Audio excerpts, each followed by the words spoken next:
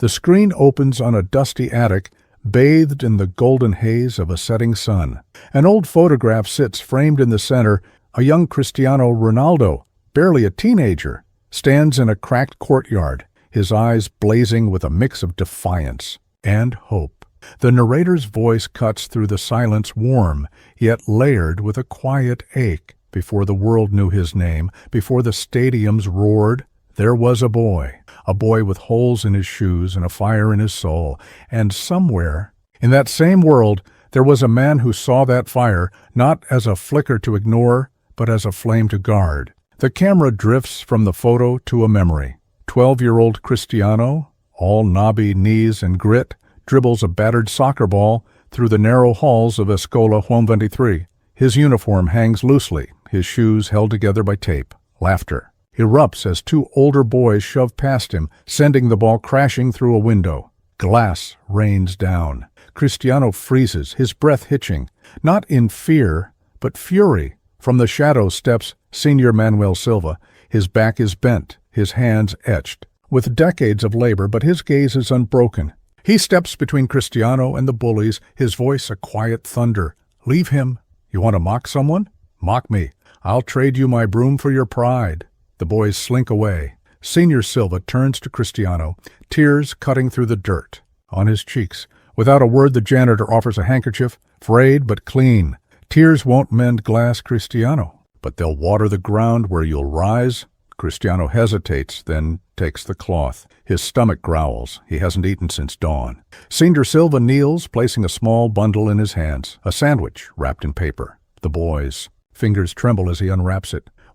Why are you doing this? Senior Silva smiles, a flicker of light in the dim corridor. Because the world will try to shrink you, boy. Let it, then grow anyway. The scene holds on Cristiano's face, gratitude warring with resolve. Years unfold in a heartbeat. Dawn light spills through classroom windows as Senior Silva patches Cristiano's shoes, slips extra bread into his bag, and spends his meager wages on soccer gear for him and other struggling students. A weathered album materializes, O Menino que será gigante, filled with clippings of Cristiano's earliest matches, tucked away like sacred relics. The screen fades to the present. Cristiano, now a titan of the sport, sits in a sunlit study. His hands, adorned with tattoos and championship rings, open a letter. The camera lingers as he reads aloud, his voice steady, his eyes unsteady. Dear Mr. Ronaldo, you won't remember me, but I've remembered you every day. The boy who turned broken glass into stepping stones, the man who sweeps our school's floors at 85, is the same man who once handed you a sandwich. He won't ask for help, but I will. A friend. Feuillon. Screen flickers to life with a rhythmic pulse, a heartbeat, a ticking clock, the steady drip-drip of a leaky faucet in Escola Juan 23's storage room. The camera lingers on a dusty television set as grainy footage plays. A teenage Cristiano, now in Sporting Lisbon's youth team, scoring a jaw-dropping solo goal. The crowd's roar is muted, distant, as if heard through walls. They called him O Fenomeno even then, a voice muses. The camera pulls back to reveal Senior Silva, now 70, perched on a stool, mending a broken chair. His eyes never leave the screen, a blur of moments. A 17-year-old Cristiano in a Manchester United jersey, executing a step-over so sharp it leaves a defender stumbling, a 23-year-old Ronaldo, tears streaming down his face as he lifts the Champions League trophy, snowflakes melting on his cheeks, a 28-year-old CR7, muscles coiled like a panther, unleashing a free kick that rips through the net. In a Madrid derby, the same leaky faucet, now accompanied by a bucket, the same broom, handle splintered, bristles frayed, the same album now swollen with clippings, tucked under a floorboard in the storage room. Senior Silva, we've learned you've worked here for 60 years. Why never retire? And why never reach out to Cristiano Ronaldo? The old man stiffens, broom in hand. For a heartbeat, he's silent. The camera zooms in on his hands, gnarled, trembling slightly. Retire? He chuckles, a dry, weary sound. This school, it's not a job, it's a debt to boys like him. He nods at the TV, now replaying Ronaldo's iconic celebration. Journalist pressing, but you could have asked him for anything. Why stay silent? Senior Silva's gaze sharpens. He leans in, voice barely above a whisper. You think heroes want praise? They want purpose. He gave these children, he gestures to a group of students passing by, a reason to believe. I just swept the path. The journalist opens her mouth to reply, but Senior Silva turns away, shoulders hunched, and shuffles down the hall. The camera lingers on the floorboard where the album hides. His face is unreadable, but his fist clenches as Senior Silva's words echo. I just swept the path. Ronaldo scoring his 700th career goal, while Senior Silva patches a student's torn textbook. Ronaldo lifting the Euro 2016 trophy, while Senior Silva serves soup at a school food drive. Ronaldo posing with his 5th Ballon d'Or. While Senior Silva, now 80, naps in the storage room, head resting on the hidden album.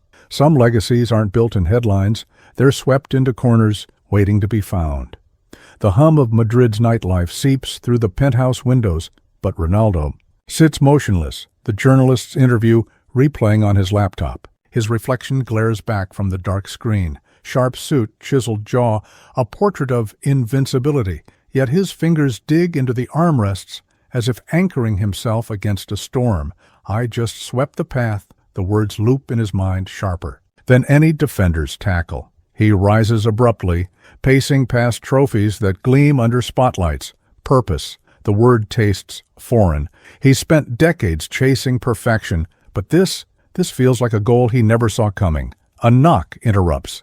His agent Jorge enters, holding a tablet. Cristiano, we've got the Saudi deal finalized. Double the PSG offer. You'll be the highest-paid athlete in history. Ronaldo doesn't turn. His gaze fixes on a framed photo of his childhood team, the one where he's grinning, gap-toothed, clutching a trophy made of cardboard. Remember when I told you to invest in that Madeira gym? Jorge continues, oblivious. It's a goldmine now. This Saudi deal could cancel it. Jorge freezes. What? Cancel everything, the contracts, the interviews, all of it. Ronaldo's voice is steel. You're joking. This is insanity. Your brand, my brand? Ronaldo whirls around, eyes blazing. You think I give a damn about the brand right now? That man, he jabs a finger at the laptop, spent 60 years sweeping floors so kids like me could have a path. And I'm supposed to care about endorsements. Jorge pales. Cristiano, be rational. You're not some charity case. I'm exactly that. The fury drains, leaving raw vulnerability.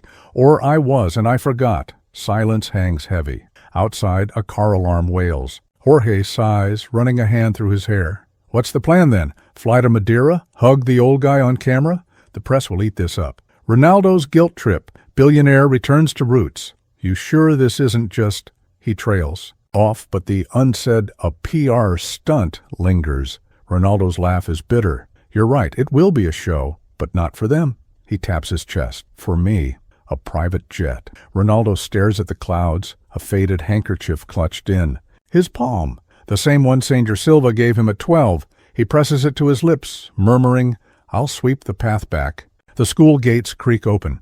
Ronaldo steps inside, disguised in a hoodie and cap. The corridors smell the same. Chalk, wood polish, childhood. His breath catches. At the end of the hall, a figure bends over a mop bucket. Senior Silva, 85 years old. Still moving with methodical care, as if each tile is sacred. Ronaldo's throat tightens. He clears it. You missed a spot. The janitor freezes. Slowly he straightens, turning. His eyes, still sharp, narrow. Then widen. Cristiano? A smile cracks through the wrinkles. Still making dramatic entrances, I see. Ronaldo steps closer, voice fraying. Why didn't you tell me? The letter... I thought you were... dead? Senior Silva chuckles. Not yet.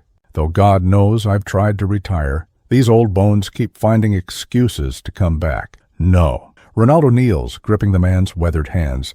I thought you'd given up on me. Senior Silva stills. Then gently he tugs his hands. Free and reaches into his pocket. The handkerchief, washed, mended, appears. You left this behind, he says softly. After the window broke, I kept waiting for you to come back for it. Ronaldo's vision blurs. I'm here now. Yes. Senior Silva's smile is sad, proud. But for how long? The question hangs. Outside, students begin to arrive, their laughter echoing. Ronaldo stands, resolve hardening, long enough to repay my debts. The school courtyard buzzes with the murmur of students, but Ronaldo and Senior Silva stand motionless in the shadow of the building, two statues carved from different eras. The janitor eyes the SUVs parked outside, the suited assistants pacing with phones to their ears. "You didn't have to come here like this," he says, nodding at the entourage. "This isn't your world anymore." Ronaldo shakes his head, jaw tight. "It was never my world, just the one I thought I owed them." He gestures to the students, some kicking a ball, others scribbling in notebooks. "You gave me more than a path, Senior Silva. You gave me permission to need something, to fight for it." Before the old man can reply, a commotion erupts. A gaggle of students spots Ronaldo, their whispers exploding into shouts. "CR7, it's Cristiano Ronaldo!" Phones are thrust into the air. Ronaldo tenses, instinctively stepping back, but Senior Silva doesn't flinch. He raises a hand, silencing the crowd with a barked, "Respectamo homum!" Respect the man. The students freeze, then lower their phones. One boy, no older than 12, steps forward. His jersey is faded, his shoes held together with tape. You're really here," he whispers. Ronaldo kneels, meeting his eyes. "I am. And I'm not leaving until I fix something that's been broken for too long." Cut to the school auditorium, hastily arranged for a press conference. Ronaldo stands at the podium, flanked by local officials and a baffled-looking Senior Silva. "The room thrums with camera shutters, ladies and gentlemen," Ronaldo begins. Voice raw but steady. "I'm here to announce a new project, a sports academy and educational center for underprivileged children in Madeira.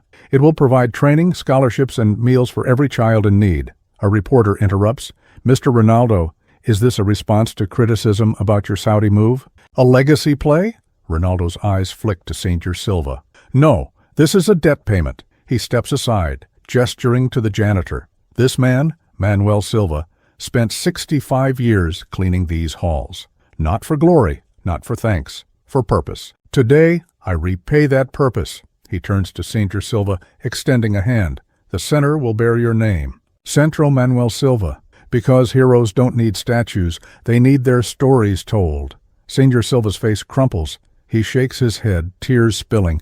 "I don't deserve this." "You deserve more," Ronaldo whispers. "But it's all I can give." The room erupts. Cameras flash. A student in the crowd quietly films the moment, her phone trembling. A subscribe prompt blooms in the corner of her screen. Witness history. Follow for more. The Centro Manuel Silva opens. New generation of children train on pristine fields, their laughter echoing. Ronaldo watches from the sidelines, arms crossed. Senior Silva, now in a crisp uniform, leans on a cane, overseeing the cafeteria where no child goes hungry. "You've done enough," the janitor tells him one evening. "Go back to your life." Ronaldo smiles, but it doesn't reach his eyes. "This is my life now." The screen fades to a rainy morning. A hearse pulls away from the school gates. Ronaldo, drenched, kneels at a fresh grave. He places a soccer ball and the mended handkerchief atop the casket. The camera lingers on the headstone. Manuel Silva, 1938-2023. He swept the path, rain falls in sheets over Madeira. Drumming against the roof of the Centro Manuel Silva. Inside, the air hums with energy. A teenage girl, her jersey emblazoned. With CMS 10, sprints across the field, her cleats slicing through puddles. Ronaldo watches from the sidelines, arms crossed, as she executes a perfect step over, a move he once patented, and buries the ball in the net. "That's it, Lara," he shouts, clapping. "Again!" The girl grins, teeth white against rain-soaked skin. She jogs back, breathless. "You saw that, Senor Ronaldo? Just like you taught me." He ruffles her hair, but his smile fades as his gaze drifts to the empty bench where Senior Silva used to sit. The old man's cane still leans against the wall, untouched since the funeral, a week earlier. The hospital room is sterile, silent, except for the beep of monitors. Ronaldo grips Senior Silva's hand, his voice breaking. "You can't leave yet. The center, Senior Silva wheezes, eyes fluttering, "is yours now. You've always been the flame, Cristiano. I was just the match." Tears drip onto the starched sheets. "What do I do without you?" "What you've always done." A weak smile. "Grow, anyway." Lara tugs Ronaldo's sleeve. "Coach says we're playing in the National Youth Finals next month." "You'll come, right?" He nods, throat tight. Wouldn't miss it. As the team disperses, Ronaldo lingers, picking up a stray soccer ball. A flicker of movement catches his eye. A boy, no older than 10, lurking by the equipment shed. His clothes are ragged, his shoes split at the toes. "Hey," Ronaldo calls. "You lost?" The boy flinches. I just wanted to watch. My dad says I can't play. Says I'll never be like you." Ronaldo's jaw tenses. He tosses the ball to the boy. "Your dad's wrong. You want to be like me? Here's the secret. I wasn't born great. I was built." The boy stares at the ball, then up at him. "How?" "By needing something, by fighting for it, by having someone who believes in you when no one else does." He kneels, meeting the boy's eyes. "What's your name?" "Miguel." "All right, Miguel, let's get you some boots." Ronaldo sits alone in the storage room of the center, surrounded by relics of Senior Silva's life, the broom, the album, the handkerchief. He opens the album, tracing the clippings, his own face staring back, younger, hungrier. A folded letter slips out. Senior Silva's handwriting. "Cristiano, if you're reading this, I'm gone. But don't mourn me. Celebrate what we built. That boy you met today? He's the next chapter, and the one after him, and the one after that. Keep sweeping the path. Manuel." Ronaldo presses the letter to his chest, shoulders shaking. Outside, thunder rumbles. 1 year later, the Centro Manuel Silva thrives. Lara captains the under-17 team to a national title. Miguel, now 12, scores the winning goal. Ronaldo watches from the stands, a CMS cap pulled low. After the match, Lara hands him the trophy. "This is yours," she says. He shakes his head. "It's yours, and Miguel's, and every kid who walks through those doors." As the crowd disperses, Ronaldo lingers, running a hand over the trophies. Engraving, "Campeões do Futuro," champions of the future. Children, training, laughing, growing. The camera lingers on a new plaque at the center's entrance, unveiled that morning. It reads, "A hero is measured not by what he achieves, but what he ignites."